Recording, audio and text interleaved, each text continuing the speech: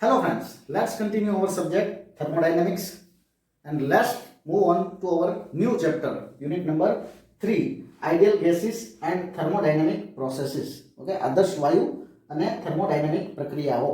Okay, so unit number 3 start કરીએ આપણે. એ પહેલા થોડી વાત કરી લઈએ કે આપણે અગાઉ જોઈ ગયા ઓલરેડી એ મુજબ કોઈ પણ પદાર્થ છે, કોઈ પણ સબસ્ટન્સ છે, કોઈ પણ પદાર્થ એ જુદી જુદી કન્ડિશનમાં જુદા જુદા ફેઝમાં અસ્તિત્વમાં હોય છે. ઓકે, કોઈ પણ પદાર્થ, કોઈ પણ સબસ્ટન્સ છે એ જુદી જુદી કન્ડિશનમાં જુદા જુદા ફેઝમાં અસ્તિત્વમાં હોય છે, જુદા જુદા સ્વરૂપોમાં અસ્તિત્વમાં હોય છે.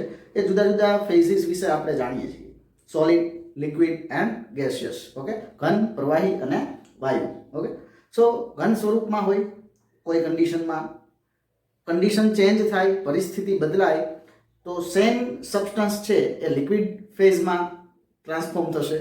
ઓકે, અને કન્ડિશન પાછી કંઈ ચેન્જ થાય, પરિસ્થિતિ વધારે કંઈ બદલાય ત્યારે તો એ જે સોલિડમાંથી લિક્વિડમાં કન્વર્ટ થાય છે એ પાછું લિક્વિડમાંથી ગેસિયસ ફેઝમાં પણ કન્વર્ટ થઈ શકે. ઓકે, એ ઉપરાંત સેમ કન્ડિશનમાં કોઈ એક સબસ્ટન્સ છે એ બે જુદા જુદા પદાર્થ તરીકે હોઈ શકે. એઝ એ એક્ઝામ્પલ સોલિડ ફેઝની આપણે વાત કરીએ તો કાર્બન છે, કાર્બન એ સોલિડ ફેઝમાં પણ બે જુદા જુદા સ્વરૂપે જોવા મળે.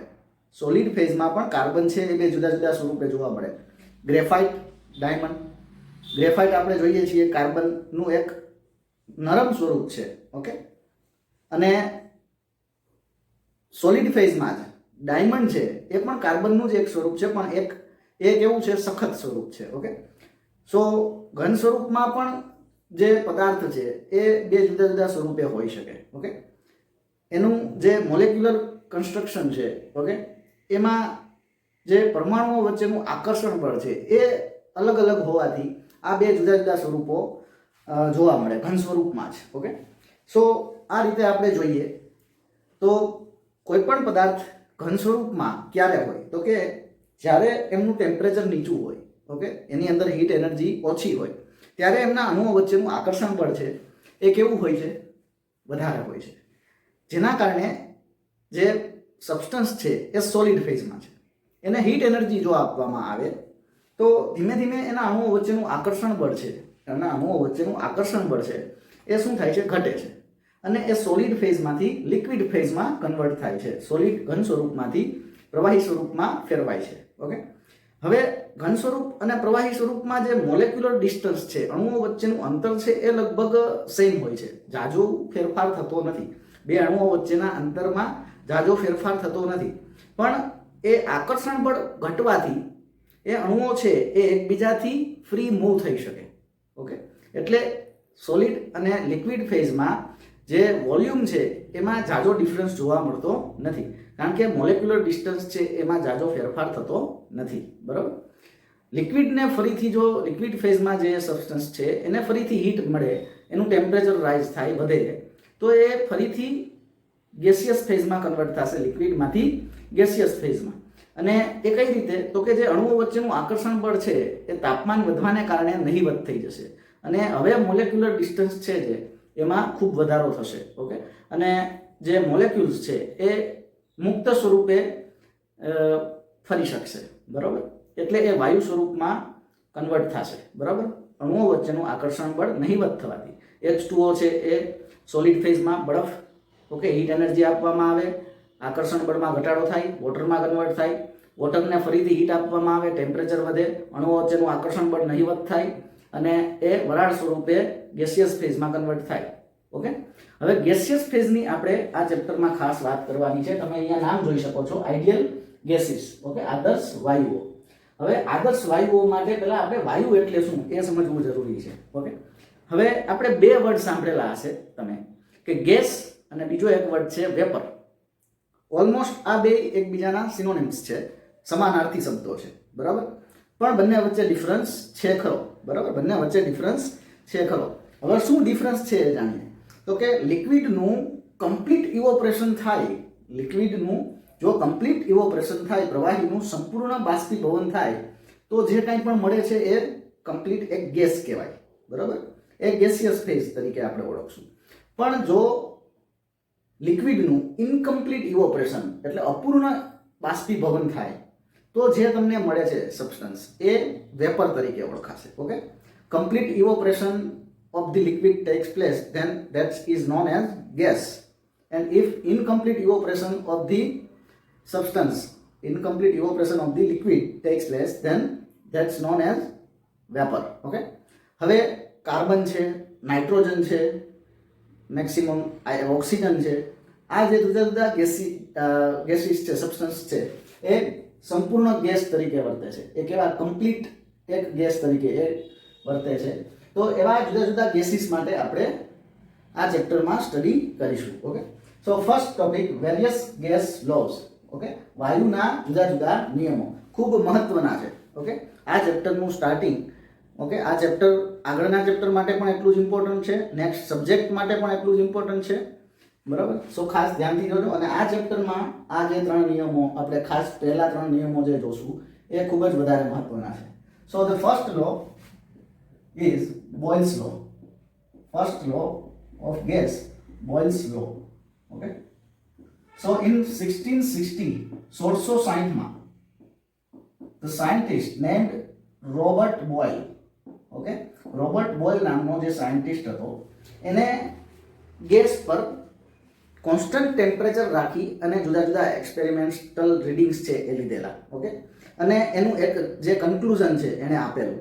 ઓકે, 1660 માં રોબર્ટ બોલ જે ઇંગ્લિશ સાયન્ટિસ્ટ હતો એણે ટેમ્પરેચર ગેસનું કોન્સ્ટન્ટ રાખી અને પ્રેશર અને વોલ્યુમ વચ્ચે શું રિલેશન, શું ચેન્જીસ થાય છે એનું એનાલિસિસ કરેલું અને એક કન્ક્લુઝન આપેલું. તો સૌપ્રથમ એનું કન્ક્લુઝન શું છે એ ખાસ મહત્વનું છે, યાદ રાખવું જરૂરી છે. કન્ક્લુઝન ખાસ અહીંયા ધ્યાનથી જોજો. If temperature of the gas remains constant, T is equal to constant. Okay, T is the temperature, absolute temperature. Okay, if absolute temperature નિરપેક્ષ દબાણ છે એ વાયુનું જો અચળ રાખવામાં આવે તો, ઓકે, જો વાયુનું નિરપેક્ષ દબાણ અચળ રાખવામાં આવે તો વાયુનું નિરપેક્ષ દબાણ P અને વાયુનું કદ V એકબીજાના વ્યસ્ત પ્રમાણમાં હોય. બરાબર, ફરીથી આ છે કન્ક્લુઝન. ઓકે, રોબર્ટ બોલ નામના સાયન્ટિસ્ટે આપેલું જે એનો એક્સપેરિમેન્ટ કરેલા છે એનું શું છે, આ એક કન્ક્લુઝન એટલે કે બોયલના નિયમ તરીકે ઓળખાશે. આ જે વિધાન છે એ બોયલના નિયમ તરીકે ઓળખાશે. અને એ નિયમ શબ્દોમાં કઈ રીતે લખશું આપણે કે જો વાયુનું તાપમાન પ્રક્રિયા દરમિયાન, જો વાયુનું તાપમાન નિરપેક્ષ તાપમાન, પ્રક્રિયા દરમિયાન જો વાયુનું નિરપેક્ષ તાપમાન અચળ રહેતું હોય તો વાયુનું નિરપેક્ષ દબાણ અને વાયુનું કદ બંને એકબીજાના વ્યસ્ત પ્રમાણમાં હોય છે. બંને એકબીજાના વ્યસ્ત પ્રમાણમાં હોય છે. બંને એકબીજાના વ્યસ્ત પ્રમાણમાં એટલે તમે P is proportional to 1/V ની જગ્યાએ V is proportional to 1/P આવું પણ લખી શકો. P અને V બંને એકબીજાના વ્યસ્ત પ્રમાણમાં. અને વ્યસ્ત પ્રમાણનો અર્થ આપણે સમજીએ તો એવો થશે કે જો તાપમાન અચળ રાખવામાં આવે અને અચળ તાપમાન રાખી અને જે સિસ્ટમ છે એ સિસ્ટમનું વોલ્યુમ છે એ જો બમણું કરવામાં આવે તો પ્રેશર કેટલું થશે? અડધું. ઇન્વર્સલી પ્રોપોર્શનલ, વ્યસ્ત પ્રમાણમાં વોલ્યુમ કદ જે છે એ વાયુનું કદ છે એ ડબલ કરવામાં આવે તો વાયુનું જે દબાણ છે એ કેવું થશે? અડધું થઈ જશે. ઓકે, વાયુનું કદ છે એ ઘટાડીને અડધું કરી દેવામાં આવે તો પ્રેશર વધશે. વોલ્યુમમાં ઘટાડો થશે તો પ્રેશર વધશે અને વોલ્યુમમાં વધારો થશે તો પ્રેશર ઘટશે. ઓકે, સો P અને V એટલે કે નિરપેક્ષ દબાણ વાયુનું અને વાયુનું કદ બંને એકબીજાના વ્યસ્ત પ્રમાણમાં. હવે પ્રોપોર્શનલ સાઇન આપણે રિમૂવ કરીએ તો P is equal to constant divided by શું થશે? V. પ્રોપોર્શનલની સાઇન દૂર કરીએ તો અહીંયા શું મૂકવું પડશે? કોન્સ્ટન્ટ. એટલે P is equal to constant divided by V. So from that V છે એને અહીંયા મલ્ટીપ્લાય કરવાથી P into V is equal to constant આવું મળશે. Okay, so this is the, we can say this is the equation of Boyle's law. Okay, બોયલના નિયમનું equation આને કહી શકાય. બરાબર, જો વાયુનું તાપમાન અચળ રહેતું હોય તો એ દરમિયાન P અને V નો ગુણાકાર જે છે એ પણ કેવો રહેશે? દરેક બિંદુએ અચળ. બરાબર, પ્રોસેસ દરમિયાન દરેક બિંદુએ P અને V નો ગુણાકાર છે એ પણ કેવો રહેશે? અચળ. ઓકે, નાઉ આપણે એક એક્ઝામ્પલ લઈએ કે આ એક્સપેરિમેન્ટ કઈ રીતે પરફોર્મ કરેલો છે. ઓકે, તમે તમારી બુકમાં જે કાચની નળીવાળો એક્સપેરિમેન્ટ છે તેના દ્વારા પણ સમજી શકો છો. અહીંયા આપણે એક ડિફરન્ટ બીજું એક્ઝામ્પલ લઈએ પિસ્ટન સિલિન્ડર એસેમ્બલી દ્વારા. અહીંયા તમે જોઈ શકો છો કે પિસ્ટન સિલિન્ડર એસેમ્બલી છે એ મેં દર્શાવેલી છે. ઓકે, હવે આ પિસ્ટન સિલિન્ડર એસેમ્બલીની અંદર અહીંયા એક ગેસ ભરેલો છે. ઓકે, આ પિસ્ટન સિલિન્ડર એસેમ્બલીની અંદર અહીંયા એક ગેસ ભરેલો છે. હવે આ પિસ્ટન દ્વારા જે આ ગેસ છે એના ઉપર પ્રેશર P1 છે. ઓકે, એના ઉપર પ્રેશર કેટલું છે P1 અને આ ગેસનું વોલ્યુમ કેટલું છે V1. હવે ટેમ્પરેચર કેવું રાખવામાં આવે છે ગેસનું કોન્સ્ટન્ટ. ગેસનું ટેમ્પરેચર કોન્સ્ટન્ટ રાખી અને તેના ઉપરનું પ્રેશર જે છે, ઓકે, ગેસનું ટેમ્પરેચર કોન્સ્ટન્ટ રાખી તેના ઉપરનું જે પ્રેશર છે એ પ્રેશર છે એ ઘટાડીને P2 જેટલું કરવામાં આવે છે. ઓકે, ગેસ પરનું જે પ્રેશર છે એ ઘટાડીને કેટલું કરી દેવામાં આવે છે P2 જેટલું. તો એનું વોલ્યુમ વધીને કેટલું થઈ જાય છે V2 જેટલું. હવે આપણે આને વેલ્યુ કન્સિડર કરી લઈએ કે P1 pressure P1 is equal two આપણે પ્રેશર એઝ્યુમ કરી લઈએ કે શરૂઆતમાં દબાણ છે એ 2 બાર હતું. કેટલું? શરૂઆતમાં દબાણ છે એ 2 બાર હતું અને જે વોલ્યુમ હતું, બરાબર, એ વોલ્યુમ હતું એ 3 મીટર ક્યુબ હતું. વોલ્યુમ કેટલું હતું? 3 મીટર ક્યુબ. હવે પ્રેશર P1 છે એ આપણે શું કરીએ છીએ? ઘટાડીએ છીએ. પ્રેશર P1 માંથી પ્રેશર P2 છે એ ઘટીને આપણે અડધું કરી દઈએ છીએ 1 બાર. ઓકે, 1 બાર. તો વોલ્યુમ છે એ કેટલું થશે? ઓકે, સો આપણે અહીંયા આ બોયલનો નિયમ છે એ એપ્લાય કરી શકીએ કારણ કે અહીંયા ટેમ્પરેચર કેવું રહે છે? કોન્સ્ટન્ટ. આપણે તાપમાનમાં કોઈ ફેરફાર કરતા નથી. અહીંયા જે ગેસ ભરેલો છે એનું વોલ્યુમ આપણે બદલીએ છીએ, બરાબર. સો આ વોલ્યુમ કેટલું થશે? તો આપણે બોયલના નિયમ મુજબ જે આ ઇક્વેશન છે એનો ઉપયોગ કરી શકીએ. અહીંયા જે આ પ્રોસેસ થાય છે એના માટે આપણે જે P અને V નો ગુણાકાર આપણે જેમ વાત કરી એમ અચળ રહેશે. તો 0.1 આગળ એટલે કે અહીંયા પ્રોસેસ દરમિયાન જેમ P1 V1 મલ્ટીપ્લિકેશન છે એ, અને આ પરિસ્થિતિમાં નેક્સ્ટ કન્ડિશનમાં જે પ્રેશર અને વોલ્યુમ છે એનું મલ્ટીપ્લિકેશન, એ બંને કેવા થવા જોઈએ? સરખા. તો તેના પરથી વોલ્યુમ V2 બરાબર શું થશે? P1 V1 by P2. P1 V1 by P2. Okay, so V2 is equal to P1 into V1 એટલે કે 2 into 3 divided by P2 will be 1. So volume V2 will be 6 meter cube. તો તમે અહીંયા જોઈ શકો છો કે પ્રેશર છે એ અડધું કરવામાં આવે તો વોલ્યુમ છે એ કેટલું થયું? બમણું, બરાબર. સો રોબર્ટ બોલ નામના સાયન્ટિસ્ટે કોન્સ્ટન્ટ ટેમ્પરેચર રાખી 1660 માં કોન્સ્ટન્ટ ટેમ્પરેચર રાખી અને પ્રેશર અને વોલ્યુમ વચ્ચે એક્સપેરિમેન્ટ્સ દ્વારા ઘણા બધા રીડિંગ્સ લઈ અને આ રીતનો રિલેશન છે એ એસ્ટાબ્લિશ કરેલો. ઓકે, હવે આ પ્રોસેસને આપણે ગ્રાફિકલ રિપ્રેઝન્ટ કરીએ, પ્રેશર વર્સિસ વોલ્યુમ ના ગ્રાફ પર આપણે રિપ્રેઝન્ટ કરીએ તો આ શરૂઆતની કન્ડિશન. ઓકે, શરૂઆતની કન્ડિશન આપણે અહીંયા આ થશે. ઓકે, પ્રેશર આપણે શું કરીએ છીએ? ઘટાડીએ છીએ. તો શરૂઆતમાં પ્રેશર P1 છે એ વધારે છે અને વોલ્યુમ V1 છે એ કેવું છે? ઓછું છે. સો આ આપણી કન્ડિશન 1 થશે. ત્યારબાદ અચળ તાપમાને તેના કદમાં દબાણમાં ધીમે ધીમે શું કરવામાં આવે છે? ઘટાડો. તો આ બધા એવી કન્ડિશનમાંથી પસાર થશે કે જેથી જે પ્રેશર અને વોલ્યુમ છે એનું મલ્ટીપ્લિકેશન કોન્સ્ટન્ટ રહે. ઓકે, સો બીજી કન્ડિશન જે નેક્સ્ટ કન્ડિશન છે, પ્રેશર ઘટીને P2 જેટલું થાય, વોલ્યુમ વધીને V2 જેટલું થાય. તો આ જે પ્રોસેસ છે તમે અહીંયા જોઈ શકો છો, બરાબર. આ આપણી કોન્સ્ટન્ટ ટેમ્પરેચર પ્રોસેસ થશે અને એ દરમિયાન P into V પણ કેવું રહેશે? કોન્સ્ટન્ટ. P અને V નો ગુણાકાર પણ કેવો રહેશે? કોન્સ્ટન્ટ. ઓકે, સો અચળ તાપમાને થતી આ પ્રક્રિયા માટેનો ગ્રાફ છે એ આપણે PV ડાયાગ્રામ પર આ રીતે દર્શાવી શકીએ. ઓકે, ફરીથી બોયલનો નિયમ, જો વાયુનું નિરપેક્ષ તાપમાન અચળ રાખવામાં આવે તો વાયુનું નિરપેક્ષ દબાણ વાયુના કદના વ્યસ્ત પ્રમાણમાં હોય.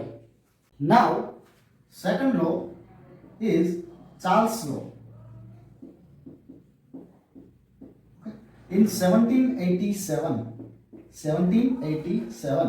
Jacques Charles.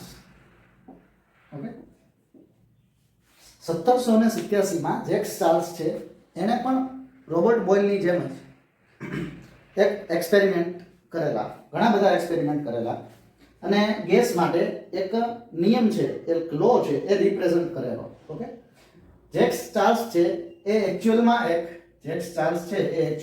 ફ્રેન્ચ સાયન્ટિસ્ટ હતો અને જે રોબર્ટ બોય છે એક ઇંગ્લિશ સાયન્ટિસ્ટ હતો. હવે જેક્સ ચાર્લ્સના કહેવા મુજબ એના ગેસના જે લો છે જે એને રિપ્રેઝન્ટ કરેલો તેના મુજબ એનું સેન્ટેન્સ છે કંઈક આમ કહે છે, if pressure absolute pressure of the gas remains constant. Okay, જો વાયુનું નિરપેક્ષ દબાણ અચળ રાખવામાં આવે તો, જો વાયુનું નિરપેક્ષ દબાણ અચળ રાખવામાં આવે તો વાયુનું કદ તેના નિરપેક્ષ તાપમાનના સમપ્રમાણમાં હોય છે. Okay, if absolute pressure of the gas remains constant, then volume of the gas is directly proportional to the absolute temperature of the gas. Okay, so ઘણા બધા એક્સપેરિમેન્ટ બાદ પ્રેશર કોન્સ્ટન્ટ રાખી ગેસનું અને વોલ્યુમ અને ટેમ્પરેચર વચ્ચેનો જે relation છે એ Charles નામના જે સાયન્ટિસ્ટ છે, ફ્રેન્ચ સાયન્ટિસ્ટ, એને રિપ્રેઝન્ટ કરેલો. હવે આ રિલેશન જે છે ઇક્વલ ટુ સાઇન આપવા માટે પ્રપોર્શનલની જગ્યાએ આપણે અહીંયા શું મૂકવું પડશે? Constant. So volume V is equal to constant into T. So from that V divided by T અહીંયા મલ્ટિપ્લિકેશનમાં છે, આ તરફ આવે તો એ ડિવિઝનમાં જશે, તો V by T will remain constant. Okay, constant વાયુનું જે નિરપેક્ષ દબાણ છે એ અચળ રાખી અને જો કોઈ સબસ્ટન્સ કોઈ ગેસ પર છે એ પ્રક્રિયા કરવામાં આવે તો વોલ્યુમ અને ટેમ્પરેચર વચ્ચેનો રિલેશન જે V બાય T છે એ કેવો રહેશે? કોન્સ્ટન્ટ. બંને એકબીજાના કેવા રહેશે? સમપ્રમાણમાં. અને સમપ્રમાણનો અર્થ આપણે જોઈએ તો જો વાયુનું નિરપેક્ષ દબાણ અચળ રાખી અને ટેમ્પરેચર છે એને ડબલ કરવામાં આવે અથવા તો ટેમ્પરેચરમાં વધારો કરવામાં આવે તો વોલ્યુમમાં પણ વધારો થશે. અને કેટલો વધારો થશે? તો જો ટેમ્પરેચરને ડબલ કરવામાં આવે તો વોલ્યુમ છે ગેસનું એ પણ કેવું થશે? બમણું થશે. ટેમ્પરેચર છે એ ત્રીજા ભાગનું કરવામાં આવે તો વોલ્યુમ છે એ પણ કેવું થશે? ત્રીજા ભાગનું. કારણ કે બંને એકબીજાના પ્રપોર્શનમાં છે અને બંનેનો રેશિયો છે બીજા સ્વરૂપમાં આપણે એવું કહી શકીએ કે V બાય T અથવા તો T બાય V એ કેવું રહેશે? કોન્સ્ટન્ટ રહેશે. ઓકે, પ્રોસેસ દરમિયાન જો વાયુનું નિરપેક્ષ દબાણ અચળ રાખવામાં આવે તો. ઓકે, સો સેન્ટેન્સ ચાર્લ્સના નિયમનું વિધાન છે એ આપણે આને કહી શકીએ કે જો વાયુનું નિરપેક્ષ દબાણ અચળ રાખવામાં આવે તો વાયુનું કદ તેના નિરપેક્ષ તાપમાનના સમપ્રમાણમાં હોય છે. ઓકે, હવે એક એક્ઝામ્પલ દ્વારા આને પણ આપણે સમજીએ તો પિસ્ટન સિલિન્ડર એસેમ્બલી અહીંયા તમે જોઈ શકો છો. આ એક પિસ્ટન સિલિન્ડર એસેમ્બલી. આ પિસ્ટન સિલિન્ડર એસેમ્બલીની અંદર એક ગેસ છે અહીંયા એ ભરેલો છે. પ્રેશર છે એ એના ઉપરનું પ્રેશર P છે એ કેવું રાખવામાં આવે છે? કોન્સ્ટન્ટ. ઓકે, પ્રેશર કોન્સ્ટન્ટ રાખવામાં આવે છે. ટેમ્પરેચર છે, હીટ એનર્જી આપવામાં આવે. ઓકે, આ જે સિસ્ટમ છે આ સિસ્ટમની અંદર રહેલો જે ગેસ છે એ ગેસને હીટ એનર્જી આપવામાં આવે. ઓકે, ગેસને હીટ એનર્જી જો સપ્લાય કરવામાં આવે તો એ ગેસને ગરમ કરવાથી જે એનું ટેમ્પરેચર છે એ અહીંયા કેટલું હતું? વોલ્યુમ V1 અને જે ગેસનું ટેમ્પરેચર છે એ કેટલું હતું? T1. હવે વોલ્યુમ તમે અહીંયા જોઈ શકો છો વધીને કેટલું થઈ ગયું છે? વોલ્યુમ છે એ વધી જાય છે. પ્રેશર જે છે આના ઉપર એ પ્રેશર કેટલું? P જેટલું અચળ રાખવામાં આવે. પ્રેશરમાં કોઈ ફેરફાર ગેસ પર કરવામાં આવતો નથી અને ટેમ્પરેચર છે એ T2 થઈ જાય. હવે આપણે એઝ્યુમ કરી લઈએ કે પ્રેશર છે એ અહીંયા કેવું છે? કોન્સ્ટન્ટ. ઓકે, વોલ્યુમ છે એ શરૂઆતમાં કેટલું હતું? 3 મીટર ક્યુબ. ઓકે, વોલ્યુમ આપણે એઝ્યુમ કરી લઈએ 3 મીટર ક્યુબ અને ટેમ્પરેચર છે જે ગેસનું એ આપણે એઝ્યુમ કરી લઈએ કેલ્વિનમાં 300 કેલ્વિન. ઓકે, વોલ્યુમ છે એ 300 કેલ્વિન. ઓકે, હવે જે હીટ એનર્જી સપ્લાય કરવાથી જે ટેમ્પરેચર છે નવું T2 એ ગેસનું ટેમ્પરેચર છે 300 કેલ્વિનમાંથી આપણે 450 કેલ્વિન કરીએ છીએ. 300 કેલ્વિનમાંથી 450 કેલ્વિન કરીએ છીએ તો નવું કદ છે એનું કેટલું થશે એ આપણે આ બોયલના નિયમ ચાર્લ્સના નિયમની મદદથી ફાઇન્ડ આઉટ કરી શકીએ. ઓકે, એક્સપેરિમેન્ટલી તમે જો આ પરફોર્મ કરશો તો પણ તમને આ જ વેલ્યુ મળશે જે આપણને આ ઇક્વેશનની મદદથી મળશે. ઓકે, સો અહીંયા તમે જોઈ શકો છો કે V અને T નો ગુણોત્તર છે એટલે કે V1 બાય T1 અને V2 બાય T2 એ કેવું રહેશે? સેમ. બરાબર, કારણ કે પ્રક્રિયા દરમિયાન જે પ્રેશર છે એ કેવું રહે છે? અચળ. હવે આપણે જે મેળવવાનું છે V2, તો એ V2 બરાબર શું થશે? T2 અહીંયા મલ્ટીપ્લિકેશનમાં આવશે V1 by T1 into T2. હવે V1 તમે જોઈ શકો છો 3 into T2 છે એ 450 divided by 300. Okay, so it will be 4.5 liter cube. Okay, it will be 4.5 liter cube.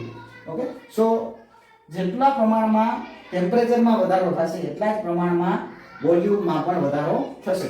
Okay, ચાર્લ્સના નિયમ મુજબ એને આપણે ગ્રાફ ઉપર રિપ્રેઝન્ટ કરીએ વોલ્યુમ વર્સિસ ટેમ્પરેચર.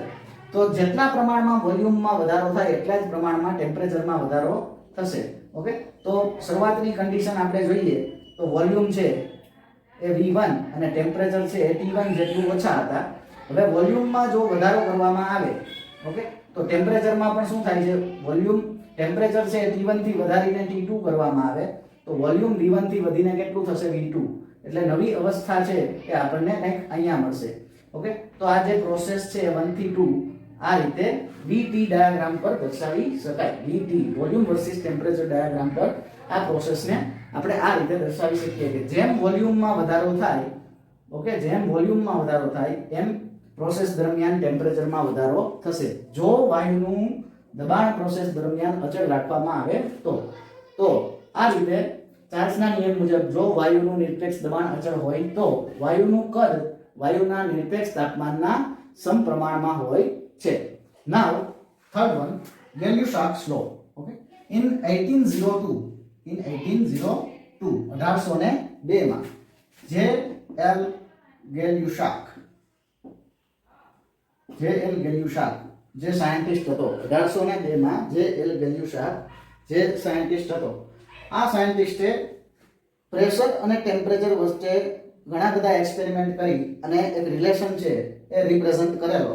એ રિલેશન શું છે એ જોઈએ તો if volume of the gas remains constant, okay, if we are keeping volume of the gas as constant, okay, volume છે એ આપણે ગેસનું અચળ રાખીએ તો if volume of the gas remains constant then pressure, absolute pressure of the gas is directly proportional to the absolute temperature of the gas. Okay, જો વાયુનું કદ અચળ રાખવામાં આવે તો વાયુનું નિરપેક્ષ દબાણ અને વાયુનું નિરપેક્ષ તાપમાન બંને એકબીજાના સમપ્રમાણમાં હોય છે. ઓકે, વાયુનું નિરપેક્ષ દબાણ અને વાયુનું નિરપેક્ષ તાપમાન બંને એકબીજાના સમપ્રમાણમાં હોય છે. આના ઉપરથી આપણે આગળ T લખીએ તો અહીંયા કોન્સ્ટન્ટ મૂકવું પડશે અને ઇન્ટુ T. સો તેના પરથી પ્રેશર ડિવાઇડેડ બાય ટેમ્પરેચર, અહીંયા ટેમ્પરેચર મલ્ટીપ્લિકેશનમાં છે, આ તરફ આવશે તો ડિવિઝનમાં, એટલે pressure divided by temperature will remain constant for constant volume. Okay, જો વાયુનું કદ અચળ રાખવામાં આવે તો P/T છે એ કેવું રહેશે? કોન્સ્ટન્ટ. ઓકે, સો અચળ કદ માટે ગેલ્યુશાકનું ઇક્વેશન આપણે આને કહી શકીએ. Okay, P/T will remain constant. અને P અને T પ્રેશર, વાયુનું નિરપેક્ષ દબાણ અને વાયુનું નિરપેક્ષ તાપમાન એકબીજાના સમપ્રમાણમાં. એનો અર્થ તમે જાણો જ છો કે જો વાયુના નિરપેક્ષ તાપમાનમાં વધારો કરવામાં આવે, બમણું કરવામાં આવે તો વાયુનું નિરપેક્ષ દબાણ છે એ પણ બમણું થશે. વાયુનું નિરપેક્ષ તાપમાન છે એ ત્રીજા ભાગનું કરવામાં આવે તો વાયુનું જે નિરપેક્ષ દબાણ છે એ પણ ઘટીને ત્રીજા ભાગનું થશે. ઓકે, અને એક્સપેરિમેન્ટલી આ રીતે એ પ્રૂવ પણ કરેલું છે કે કોઈ એક પિસ્ટન સિલિન્ડર એસેમ્બલી, તમે ત્રણેય નિયમો જે આપણે અત્યારે ભણી ગયા એના માટેનું એક્ઝામ્પલ છે, ઉદાહરણ સહિત સમજાવવાનું કહે તો પિસ્ટન સિલિન્ડર એસેમ્બલી પર જે રીતે આપણે સમજાવેલું છે એ રીતે સમજાવી શકો. બરાબર, હવે તમે અહીંયા જોઈ શકો છો કે વોલ્યુમ જે છે એ આપણે કેવું રાખશું? હવે ફિક્સ. ઓકે, વોલ્યુમ છે એમાં કોઈ ફેરફાર કરતા નથી. પ્રેશર અહીંયા છે P1, વોલ્યુમ છે અહીંયા V. ઓકે, ગેસનું વોલ્યુમ છે V અને ટેમ્પરેચર છે ગેસનું એ T1. આપણે થર્મોમીટરની મદદથી મેઝર કરી દીધું. હવે હીટ એનર્જી આપવામાં આવે વોલ્યુમ કોન્સ્ટન્ટ રાખી અને પિસ્ટન સિલિન્ડર એસેમ્બલીની અંદર રહેલો જે ગેસ છે એને વોલ્યુમ કોન્સ્ટન્ટ રાખી, એટલે કે આ જે વોલ્યુમ છે એમાં કોઈ જાતનો ફેરફાર થતો નથી. આપણે પિસ્ટનને આ પોઝિશનમાં ફિક્સ કરી દઈએ છીએ. ઓકે, પ્રેશર છે એ P2 થઈ જાય છે, વોલ્યુમ છે એ V જ રહે છે, વોલ્યુમમાં કોઈ ફેરફાર થતો નથી. ઓકે, તો જે ટેમ્પરેચર છે એમાં શું થશે? ઓકે, ટેમ્પરેચર છે એ વધે છે. બરાબર, આપણે હીટ એનર્જી આપીએ છીએ તો હીટ એનર્જી સપ્લાય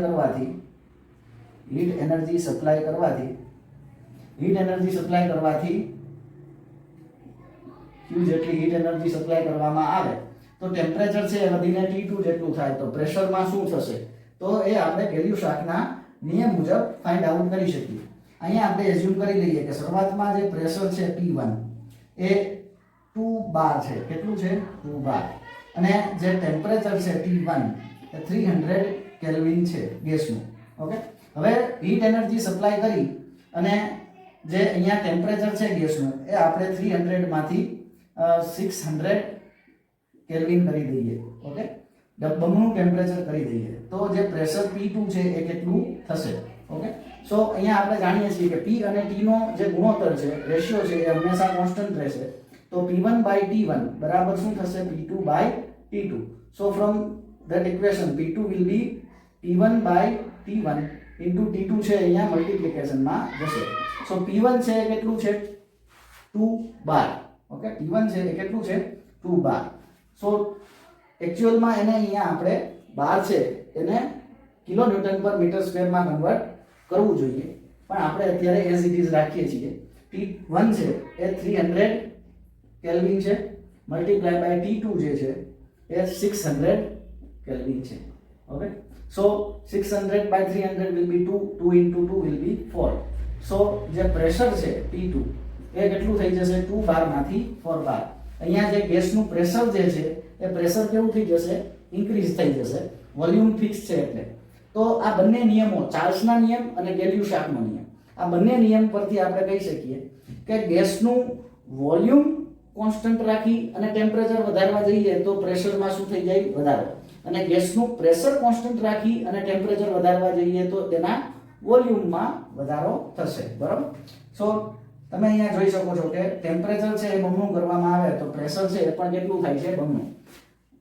આ જ પ્રોસેસ છે જે એને આપણે પ્રેશર વર્સિસ ટેમ્પરેચરના ગ્રાફ પર દર્શાવીએ તો શરૂઆતમાં પ્રેશર P1, ટેમ્પરેચર પણ ત્યારે ઓછું T1 હતું. હવે ટેમ્પરેચર છે એ આપણે વધારીએ છીએ. ટેમ્પરેચર વધારી અને હીટ એનર્જી સપ્લાય કરી T2 જેટલું કરવામાં આવે ત્યારે પ્રેશર છે એ પણ વધીને કેટલું થઈ જાય છે? P2 જેટલું. Okay, so this is our position number 1 and this is position number 2. Okay, so જે પ્રેશર વર્સિસ ટેમ્પરેચર ડાયાગ્રામ પર આપણે આ પ્રોસેસને આ રીતે દર્શાવી શકીએ. Volume constant process PT diagram પર આપણે આ રીતે દર્શાવી શકીએ. ફરીથી ગેલ્યુશાક, JL ગેલ્યુશાક એ 1802 માં સૌપ્રથમ જે નિયમ આવ્યો એ બોયલ, રોબર્ટ બોયલ નામના ઇંગ્લિશ સાયન્ટિસ્ટે આપેલો. બરોબર? ત્યારબાદ રોબર્ટ બોયલે પ્રેશર અને વોલ્યુમ વચ્ચેનો રિલેશન છે એ એસ્ટાબ્લિશ કરેલો. ત્યારબાદ બોયલ નામનો ચાર્લ્સ નામનો સાયન્ટિસ્ટ, ઓકે, એ ચાર્લ્સ નામના સાયન્ટિસ્ટે 1787 માં વોલ્યુમ અને ટેમ્પરેચર વચ્ચેનો રિલેશન છે એ આપેલું. અને ત્યારબાદ 1802 માં જેલ ગેલ્યુશાક નામનો જે સાયન્ટિસ્ટ છે એણે પ્રેશર અને ટેમ્પરેચર વચ્ચેનો આ રિલેશન એસ્ટાબ્લિશ કરેલો કે જો વાયુનું કદ અચળ રાખવામાં આવે તો વાયુનું નિરપેક્ષ તાપમાન, વાયુનું નિરપેક્ષ દબાણ અને વાયુનું નિરપેક્ષ તાપમાન બંને એકબીજાના સમપ્રમાણમાં હોય છે. ઓકે, હવે પ્રશ્ન એ થાય, આ ત્રણ વાયુના નિયમો છે એ એક્ઝામમાં વારંવાર પૂછાય છે. ઓકે, ઉદાહરણ સહિત સમજાવો અથવા ખાલી વિધાન લખવાનું પૂછાય 2 માર્ક્સમાં. તો કઈ રીતે યાદ રાખવું? જનરલી સ્ટુડન્ટ્સ છે મિસ્ટેક જે કરે છે કોમનલી વારંવાર, એ મિસ્ટેક આ કરે છે કે ગેલ્યુશાકનો નિયમ પૂછાય એમાં બોયલનો નિયમ લખી નાખે, લખે સાચું જ, પણ ગેલ્યુશાકનો નિયમ હોય તો તેમાં બોયલનો નિયમ લખી નાખે, બોયલનો નિયમ પૂછવામાં આવે તો તેમાં ચાર્લ્સનો નિયમ લખી નાખે. હવે ઇઝીલી યાદ રાખવા માટે કે કયા નિયમમાં શું અચળ રાખી અને નિયમ છે એ બનેલો છે એ યાદ રાખવા માટે સૌપ્રથમ પહેલું ગેલ્યુશાક, ઓકે, એને ગુજરાતીમાં લખવામાં આવે. યાદ રાખવા માટેની હું તમને ટ્રીક આપું છું, તમે તમારી રીતે તમારી ટ્રીક છે એ બનાવી શકો. ઓકે, ગેલ્યુશાક, આનો જે લાસ્ટ વર્ડ છે એ શું છે? ક. ઓકે, ગેલ્યુશાક જે સાયન્ટિસ્ટ છે એનો નિયમ પૂછાય તો ગેલ્યુશાકનો લાસ્ટ વર્ડ છે ક.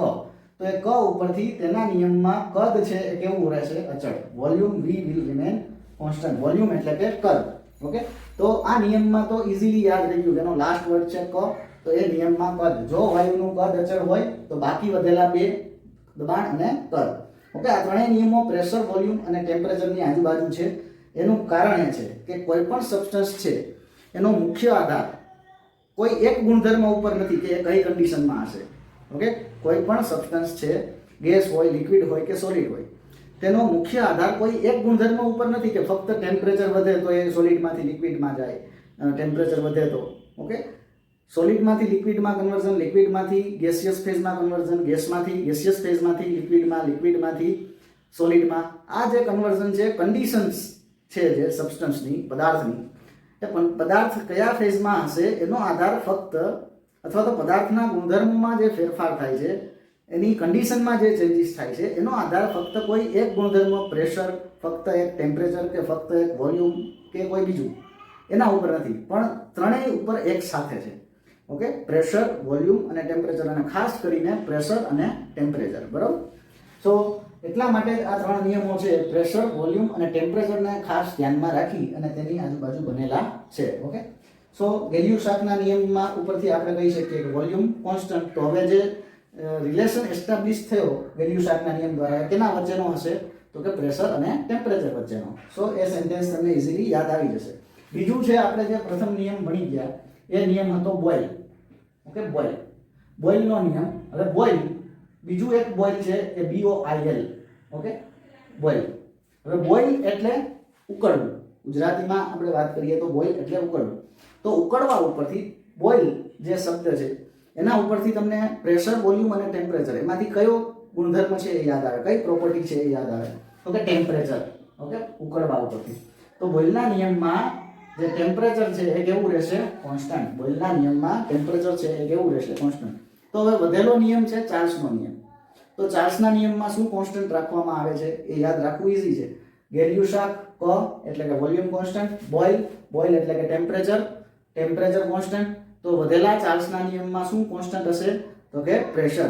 સો ઇઝીલી તમે આ રીતે આ નિયમો માટે શું કોન્સ્ટન્ટ રાખી અને શું રિલેશન એસ્ટાબ્લિશ કરેલો છે એ ભૂલ થયા વગર આ રીતે તમે યાદ રાખી શકો.